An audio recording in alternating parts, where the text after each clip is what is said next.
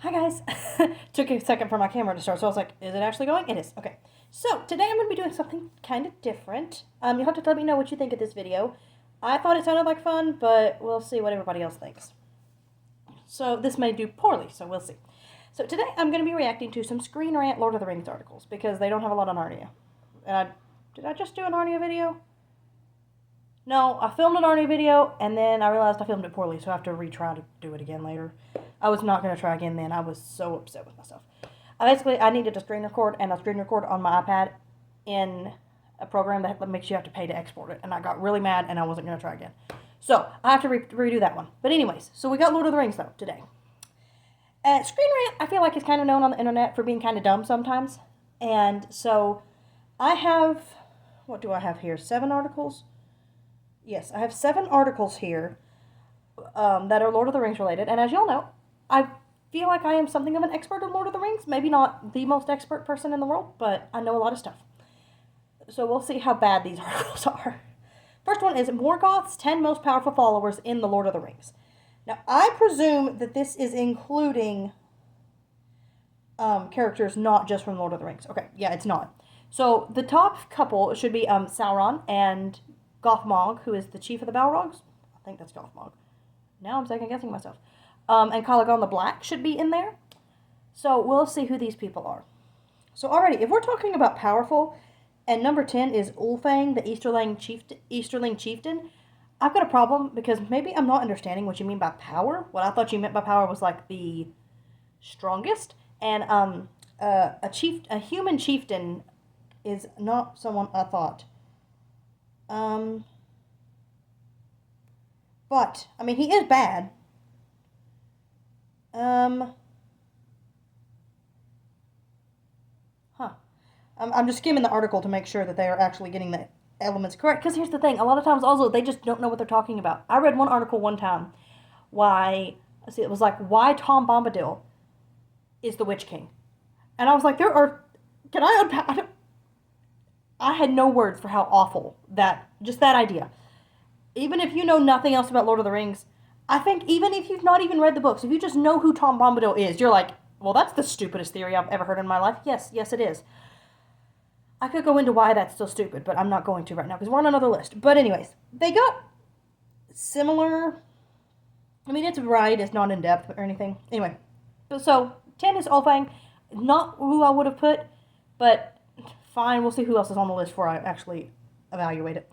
9 is Maiglin, son of the Dark Elf. Okay, Maiglin, yeah, Maiglin actually is a good answer. I don't know if I would have put him on my most powerful, again, because I was thinking about powerful the wrong way, but he's definitely an important character who is on Morgoth's side.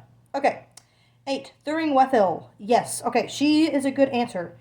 Also, is she the vampire? Is she, like, technically considered a vampire?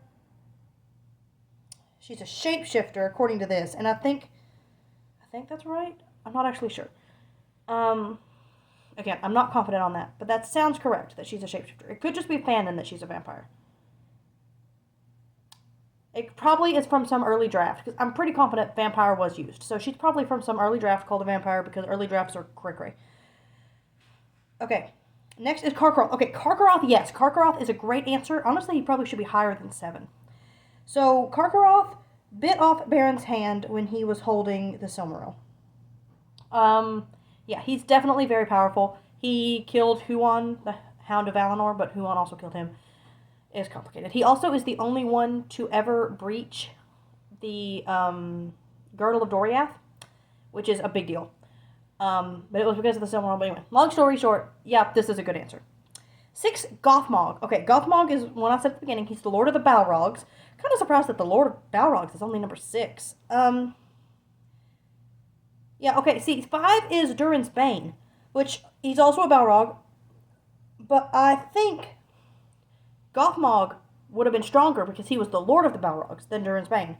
Durin's Bane just so happened to hide underground long enough to survive into the 3rd century. Gothmog took down, or at least helped take down, whatchamacallit. What's that city? Gondolin. There's lots of names. It's kind of late-ish at night. 4 is Glaurung, the first of the dragons. Yes, okay, another great answer. Glaurung, perfect answer for this list. He is the first dragon, not as powerful as other dragons. and Calagon the Black better be further down on this list. But still very powerful dragon. 3, Ancalagon the Black. Okay, yes. Ancalagon is so big that when he was killed, he crushed mountains. Like, that is how powerful and big Ancalagon is. And he was only killed because Elrond's dad was flying a ship in the sky, not a spaceship, like a boat. It's complicated. And rammed it into him. I'm pretty confident that he died an Ursula death. If you know what I'm talking about. If you don't know what I'm talking about, that's Ursula from Little Mermaid is killed when a ship stabs her in the stomach. Kind of similar, I believe. Arundel's also wearing a Silmaril, hence why this is able to happen. Anyways. 2 is Ungoliant. I take issue with Ungoliant being called a servant of Morgoth. Because Ungoliant tried to kill Morgoth, which admittedly probably does not negate you being his servant, but also, she never actually, she was clearly the more powerful of the two. She's the most powerful thing on this list. Number one is Sauron, but Ungoliant is more powerful than Sauron. She killed the 2 trees. Ungoliant is 100% one of the most powerful beings in Middle-earth. And she only was able to be defeated in canon because she ate herself. She defeated herself. There are some versions where Eärendil killed her, which is the coolest thing ever, and I would like more information on that, please, Tolkien, but of course he never gave it.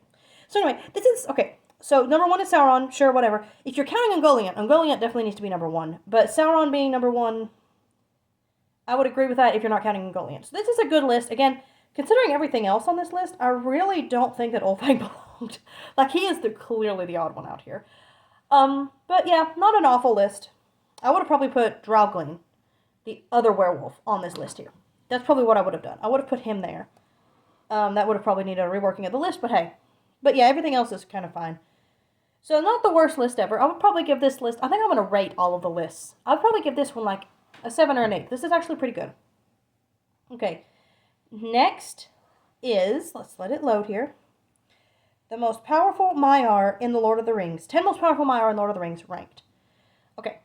So, the Maiar, in case you don't know, are basically lesser angels. So the Valar are the greater angels, the stereotype, not stereotype, I guess, the Catholic archangels, and the Maiar are the lesser angels. Sauron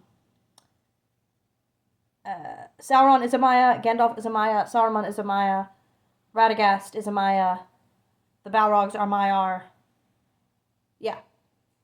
I think those are the main Maiar that we meet in Lord of the Rings. So, number 10 on this list is Ilmari, chief among the Maiar. I feel like if she's the chief, she should be a little bit higher than 10. Yeah, I think she should be higher than that. 9 is Ossé. Again, Ossé is... So, Ilmari is the Vaya of Varda. She is the chief among the Maiar, it says. And guardian of the night sky. Yeah, I feel like she should be higher than 10 if we're gonna be ranking power. 8 is Ossé, Maia of Umo. So, Ossé did raise Numenor from the water. That is true. He did that. And he used an island to ferry elves from Middle-earth to Valinor. I feel like, again, Ossé is really, really powerful. I feel like he should be higher. But I might say this for the entire list because they're all very powerful. 8 is Durin's Bane. Okay, Durin's Bane should be lower. Again, like I said in the last list, he only survived because he just hid real deep in the mountains. And I feel like he was not actually that powerful comparatively to the other Balrogs. So, maybe unpopular opinion there. But yeah, that's what I think. 7 is Gandalf, which is very interesting. These lists would normally put Gandalf at the top. But, they're not wrong. This is not wrong. I would kind of agree. 6 is Saruman. Again. Technically not wrong. I would kind of think Saruman should be a little bit higher, honestly. But next is Gothmog, the Lord of the Balrogs. Okay. He's very powerful. 4 is Melian. Yeah, okay. Melian is really cool. She married Thingol, an elf king that she met in the woods. Just randomly. They met each other in the woods, and she married him. And so They ruled this realm called Doriath together, and Doriath, like, she created the Girdle of Melian, which I mentioned in the last list. She created the Girdle of Melian to protect Doriath. And she was able to keep basically all evil, other than Karkaroff, who had the Silmaril inside of him, so that was why he got the exception. She was able to keep all evil out of Doriath. Like, forever. So, that's pretty good. So yeah, I'd say Melian actually deserved to be here.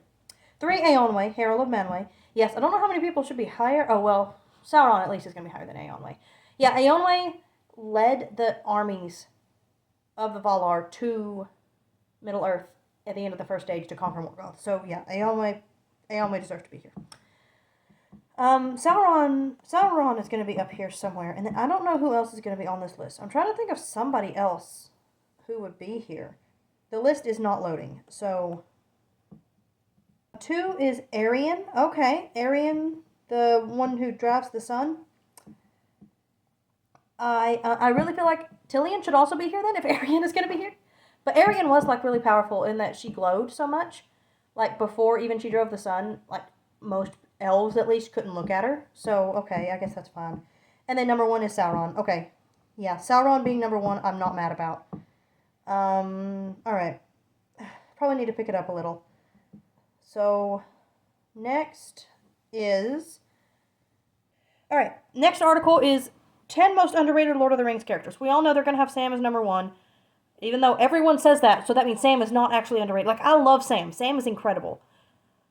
But everyone says Sam is underrated, which means Sam is not underrated. If everyone thinks you're underrated, then you are properly rated. Maybe that's a hot take. But, like, again, love Sam. I love him. I would put on this list underrated characters. Boromir. Honestly, Denethor. I mean, he's not great. Don't get me wrong. I'm not saying he's one of the best characters. But the fact that the movies make him look like an insane despot, however you say that. Like, the movies make him look just completely wicked and insane, when he's not that in the book. He is, don't get me wrong, he makes a lot of bad choices. He is somewhat evil at the end, but he is not like he is in the movies. If you have only seen Denethor in the movies, you need to read the books, and you also, like, the Unfinished Tales version of Denethor is actually really interesting. Like, it discusses him and how actually wise he was before he started looking into the Palantir. Alright, I'll probably put Éomer on the list, because everyone loves Éowyn, including me. She's my favorite character. But Éomer is pretty underrated. Honestly, nowadays, Frodo is the underrated one. Because we all say Frodo couldn't have gotten that far without Sam, which is true. But Sam also could not have gotten that far without Frodo. Like, they needed each other. Also on that list, Farmer Maggot, probably, just because nobody talks about him. Barlaam Butterbur, because most people make fun of him, but he's actually really great. Okay, I'm going to stop rambling and just go on. 10 is Glorfindel. 100% love Glorfindel. I also think we were only talking... Okay, wait a minute. We are not just talking Lord of the Rings. We are talking Silmarillion. Well, that changes my answers, but also they're all true, so... 10, Glorfindel. Glorfindel is 100% underrated. He kills a Balrog in the Silmarillion, and then he comes back, he dies with the Balrog, and then he comes back in Lord of the Rings to be like a messenger from the Valar to the elves. And then, like, he saves Frodo from the Witch King as well. Like, Glorfindel is 100% underrated. Agree with this list. Ungoliant is number 9. I mean, I don't know if she's underrated. Everyone kind of knows Ungoliant is powerful and evil. 8 is Sam, I told you. Sam is not underrated, people. Everyone loves Sam. Everyone says Sam is the true hero of the story. We know that by now, okay? Sam is not underrated. Sam is properly rated. I'm not saying he's overrated. He is properly rated. I love Sam. He is in probably my top 5 Lord of the Rings characters. He is not underrated. Yeah, 7 is Pippin. Okay, yes, Pippin is underrated because of the movies. So the movies nerf Pippin so much. And Merry. They nerf so many characters in the movies. One of these days, I need to make a video about how many changes the Lord of the Rings movies made to the characters. That will probably be an hour-long video, maybe. I don't know. If you would watch an hour-long video of me ranting about the Lord of the Rings movies, there'd be some positives, but a lot of negatives in that video. Let me know. Um, but yeah, Pippin is definitely underrated because the movies just make him comic relief when he is really, really more. He is more than that. 6 is Mary, again, very underrated, especially by the movies. 5 is Tom Bombadil. I don't know if Tom Bombadil's underrated. Like, if you've only seen the movies and you don't know who he is, sure, but everyone who knows who he is kind of rates him properly, I feel like. Um, 4 is Morgoth. Ugh. Everyone who knows who Morgoth is properly rates him. See, this is the kind of list I think of when I was talking about earlier. Like, the other two lists were actually halfway decent. I would have given the last list that we looked at, the Maiar list, I would have actually probably given that a 9. That one was really great. This one, I am so far giving like a 4. 3, okay. Denethor, okay. Wait a minute. This list may have redeemed itself a little. Yeah, okay. Yeah, I'm actually all right with this. That's good. 2 is Theoden. Agreed. Theoden gets a little bit of a bad rap. Okay, 1 is Faramir. Come on. Also, I would like to point out, it says on this list, Faramir, standout moments, the Fellowship of the Ring. Faramir does not appear until the Two Towers. He is not in Fellowship. But, okay, Faramir is not underrated in fandom. If you're talking about in canon, Faramir is underrated, absolutely he is. But I'm assuming we were talking in fandom, like people who like Lord of the Rings. I don't think most people who like Lord of the Rings underrate Faramir. We properly rate him. Again, this is not me throwing shade on Faramir at all. He is at least in my top 10, if not in my top 5 characters. But he's not underrated. Like, underrated does not just mean, oh, hey, I like this character that's not the main character. Like, underrated means people don't. Anyway, so that list did redeem itself a little at the end, though. So I'm going to give it a 6, maybe? 6 or a 7? I'm going to give it a full 7 for its inclusion of Denethor, because that's a surprise. A welcome one, but a surprise nonetheless. Alright, here we go. 10 magical objects made by elves in The Lord of the Rings, ranked by power. Alright, number 10, Elven Rope. Okay, I need to see what else is on the list before I start arguing with it. 9, Elven Cloaks. Okay, again, I would like to see what else. 8 is Lembas Bread. Okay, so now that I see kind of where this list is going, this is okay so far, like whatever. It's fine. 7 is the Mirror of Galadriel. I feel like that should be a little higher than 7. Like, the elves don't make that many magic things. 6 is Sting. Yeah, the Mirror of Galadriel is so much cooler than Sting. In terms of, like, how much power it has. Sting just stabs things and glows. A lightsaber does that. Like, the Mirror of Galadriel can potentially show you the future. 5 is the Elfstone, the Elisar, which props to them for even having this on the list, but also, it doesn't really have a lot of power. So, yeah, the Mirror of Galadriel should have been a lot higher. 4, the Phial of Galadriel. Okay, I mean, not going to argue with it too much. 3, the Palantiri. Yeah, okay, the Palantiri should be very high on the list.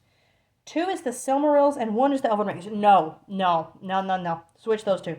I would agree the Elven Rings should be 2, but the Silmarils need to be number 1, because the Silmarils have the last light of the 2 trees of Valinor in them, and they burn anything that touches them that is not worthy. And the Elven Rings just do not compare. Everything that happens in Lord of the Rings after the darkening of the trees, or the darkening of Valinor and the death of the 2 trees, is trying to return to the glory that was during the age of the 2 trees. And the Silmarils are the last of that. Silmarils are the last of that glory. So the Elven Rings are, if anything, a poor attempt to substitute for the Silmarils and for those 2 trees. And how you can know this is because the person who made them is Celebrimbor. He is like one of like 5 people at that point alive. The Elven Rings. He's like one of 5 people alive who even remember what things were like beforehand. Like, who was alive before the darkening of Valinor. And he also happens to be the grandson of Fëanor, who made the Silmarils. So, yeah, that is... I understand why they did that, because the Silmarils are nowhere near as well known as the Elven Rings, but the Silmarils are so much more powerful than the Elven Rings. Like, it's not even funny. Other than that, that was a good list. I would give it maybe a 5, because it had a few issues there. Mirror of Galadriel was way too underrated, and yeah. That's also what makes the Phial of Galadriel so special, is because it has the light of one of the... So, this is going to get weird if you've not read the book. So, read the Silmarillion. Elrond's dad flies a ship across the sky with a Silmaril strapped to his brow. He is a star. That star is named Eärendil. That is the light. The light of that star is what is in that phial of Galadriel that she gives to Frodo. Yes, that's very weird, but that is the case. So yeah, the Silmarils definitely are the most powerful object. Barring the one, they might even be more powerful than the One Ring. I'm not confident on that though. All right, next article. I've got 3 more here. 10 Lord of the Rings book stories that would make excellent movie trilogies. I just had to click on this because no, I cannot see a world in which this goes well. This is a good article. So let's just see here. Because we have to remember, movie trilogies. This is talking about this. Each of these stories could take 3 movies. All right, number 10, The War of the Powers. And by this, are they meaning, yes, so, by this they are meaning, you take everything that happens from the Ainulindalë in the Silmarillion, which is the creation of Middle-earth, up to the creation of the elves, basically, and condense that into 3 movies, or simultaneously stretch that and condense that into 3 movies. Yeah, that would not work. Number 1, it would be so hard to get the Ainulindalë to do that right. I would, you have no idea how much I would love to see the Ainulindalë on screen. The Ainulindalë is where, Tolkien, or not Tolkien, the Valar and Eru, who is God, sing Middle-earth into existence. Oh my goodness, that would be beautiful to see. I have no idea how you would ever commit that to film. And then let's talk about the Battle of the Powers, which is this war that's fought between Morgoth and the other Valar, and like their respective Maiar who serve them, in which they decimate continents. Like, how on earth would you film that? There's not enough story there, too. Like, Tolkien doesn't give us enough, so they would have to make up a lot, and I don't trust these people to make things up, because Rings of Power, we don't discuss that. Please, insert, no. Because, well, Rings of Power, there is no TV show in Ba Sing Se. We all know this. We do not acknowledge that show. Okay. Next is the war between Sauron and the elves. Okay, that could probably be a trilogy. The creation of the rings and but see, the problem is, Lord of the Rings works because it is an isolated story. The Hobbit is also an isolated story. Everything that happens in you would have to tell so much backstory. To do any part of the Silmarillion, you can't just pluck things out and make them make sense. That's the problem with adapting the Silmarillion. One of the many problems with adapting the Silmarillion. There are other problems too, but that is one of the many problems, is that the Silmarils are so integral to the plot that you have to have them. I don't know. I just think I don't think this would go well. I don't think you could explain enough to see. Because this is supposed to be just Sauron convincing Celebrimbor to make the rings with him, and then the war between them. And I don't think there's enough there. Next is the War of the Jewels, which again, that is, oh my goodness, that would not be a trilogy. That would be like a bazillion movies. Like that, not a bazillion. That would be at least, that is the entire Silmarillion. Not the entire Silmarillion. So Silmarillion is divided up into different parts. Valaquenta is where they introduce the Valar. The Ainulindalë is where they sing Middle-earth into existence. And then you have the Quinta Silmarillion, which is the main part of what you're thinking. The entirety of the First Age is the War of the Jewels. I just don't think you could do that in a trilogy. I don't think you could do that easily in like a 5-part movie. There'd be so much there. Okay, 7, the Fourth Age, the Age of Men. Tolkien wrote nothing about this. Why on earth do you think this is a good idea? He tried to write this, actually, and he failed because there was nothing because he didn't find that interesting. Why on earth do you think you could tell an interesting story? 6, the Ruin of Doriath. Again, that would take way more than a trilogy. I told you a little bit about Doriath earlier. This would be focusing more on its destruction, but again, you would have to explain everything. 5, the Forge of Eärendil. Trying to speed it up a little because it's late. Again, the Voyage of the Eärendil there's just so much backstory that you cannot understand the story without. The Fall of Numenor. Again, Numenor you could maybe pull out and do a Numenor trilogy, potentially. You would have to actually acknowledge the passage of time, which Rings of Power does not as much. But you could maybe do a Numenor trilogy. it'd be really hard still. And again, we don't really know a lot of what happened. Fall of Gondolin. Okay, first of all, that couldn't be 3 movies about the Fall of Gondolin. That would be 1 movie. And again, so much backstory. Why are these elves hiding out on a mountaintop? What is up with, like, this one isn't as touched by all of the Thanorian shenanigans, but it is still touched by them. I just don't know if you could pull it out and do a single movie with that. Children of Hurin. Okay, first of all, I don't want to see that because there's an important part of the storyline where certain people are. Let's just say there's a lot of things that on the silver screen would be inappropriate that occur in this book. It's not described, so like it's fine for me to read it. I don't care, but yeah, this one would probably do the best at the box office. Let's just say it's. People say that, like, George R. R. Martin was inspired by Lord of the Rings. He wasn't. He was inspired by, if anything, he was inspired by Hurin. Or Turin, yeah. Okay, and then Beren and Luthien is their number 1. Which I would love to see Beren and Luthien's story, but again, you can't just pull it out and just do Beren and Luthien. Like, you just can't do it.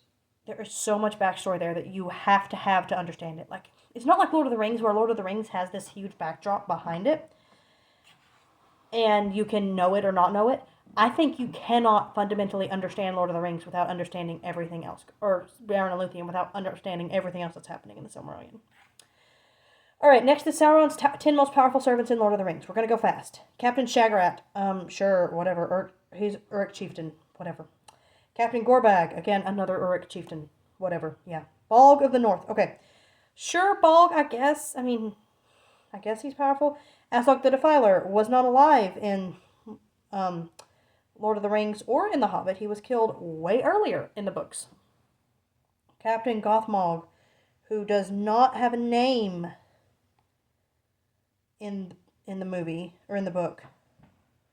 What does he? No, he does. I guess he does. Huh. I didn't realize that. Okay, I guess he does have a name in the book. The Mouth of Sauron, a Black Numenorean. Okay, yeah. Okay, that one actually, it's okay. Because he's, like, ancient. Probably. Thuringwethil, the Vampire Maya. We talked about her at the beginning. I knew there was a vampire. I knew she was a vampire. You saw me saying that earlier. You saw me questioning this. It didn't say it. 3 is Khumul the Easterling, who was one of the Ring Wraiths. 2 is the Witch King of Angmar, who was one of the Ring Wraiths. Really, realistically, this should be 2 through 10 should be the Ring Wraiths, and then 1 should be Sauron, which 1 is Sauron here. I see why they wouldn't do that, but also 2 through 10 should be the Ring Wraiths. We also don't have names for most of them, so I guess that's why. Alright, finally, we are going to the 9 strongest women in the Lord of the Rings. It has a picture of Galadriel from the show, which shall not be mentioned. So, you know, we'll see how this goes. I'm probably going to have strong thoughts on this, because I have actually an entire essay about the women in Lord of the Rings. It will be turned into a video essay at some point, because I have thoughts. Alright, 9, Lovelia Sackville Baggins. Yeah, she is definitely the lowest one. I don't really know if she should be on this list, though, if we are including characters from Silmarillion, which we are, because next is Emeldir the Manhearted, who is Beren's mom, and she is really cool. I love her. She actually just led the people to safety after Beren's dad was killed.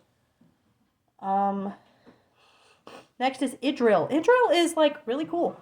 I love Idril. She saves her people because she's the only one who can think of, maybe we should have a secondary way of escape out of this mountain fortress. And she actually puts that plan into practice. Yeah, so I love Idril. 6 is Haleth. Okay, if we're going based on powerful, again, strongest. Okay, but still, if we're going based on, like, power and strength, Haleth should not be above any elves. Idril should be higher than any humans because she is an elf. Haleth is really cool, though. Haleth is like, I'm trying to think of a good character to correlate Haleth to. Basically, okay, Haleth is a female warrior, like chieftain, chiefess, what do you call that? A female chieftain. Chieftainess? Leader. She's the leader of this group of humans, and, she is approached by one of, I think it's one of the no, she and her people go to settle in this area near Doriath. Um, and her father and her brother had both been killed by orcs. And they go to settle there, and Thingol tells them basically, like, you can live here as long as you don't let any orcs anywhere near my land. And her response is basically like, do you really think, like, her response is, where are my father and brother? What would I have any dealings with the people or with the ones that slaughtered them? Like, that's a really epic answer. So yeah, Hollis is cool, but like, she should not be this high on this list. Eowyn, also really cool, also should not be on this list. Also, commenting that this little write-up about Eowyn misses the entire point, as everyone does. That video that I said that I will make one day has Eowyn thoughts. Lots of Eowyn thoughts. 4, Galadriel, she should be higher. I mean, assuming Arwen is going to be on this list. Which she may not be, who knows. 3 is Shelob. Okay. Yes, Shelob is probably stronger than... Is she, though? Is Shelob stronger than Galadriel? That is never a question I thought I would ask myself. What do you think, hon? You can hear me. I never thought I'd ask myself this question. Galadriel made the file that defeated her. So Galadriel is stronger. iPad froze up. Not a surprise. It's a very old iPad. 2 is Luthien. Okay, Luthien ought to be... Who is number 1? Number 1 is Ungoliant. Okay, fine. First of all, I love that we count Maiar, but we don't count Valar. But also, well, we don't really know what Ungoliant is. Ungoliant should not count for this list. That's just my argument here. Ungoliant shouldn't count. Luthien should definitely be up there, though. Luthien is really great to be higher. And Luthien should be higher than Shelob, because, can you imagine Luthien kicking Shelob's tail? Because I sure can, and I want to see that movie. But yeah. Ungoliant is definitely the most powerful of any of these characters. I would probably give this list, like, a 6, because Idril should have been higher, and also Haleth was just too high, and also Lobelia does not deserve to be in this conversation. Like, she's fine at the end. I like her character arc, but yeah. So there's my thoughts on some Screen Rant articles. Let me know if you found this entertaining at all. You may not have. We'll see how this does in the analytics. But yeah. Let me know if you want to see anything similar to this, if I can find, like, more Lord of the Rings articles to react to, or maybe I can scrounge up some Narnia ones, or similar, like, Austin ones, maybe, for something. I don't know. And please make sure to like and subscribe, and I will see you all next time. Bye.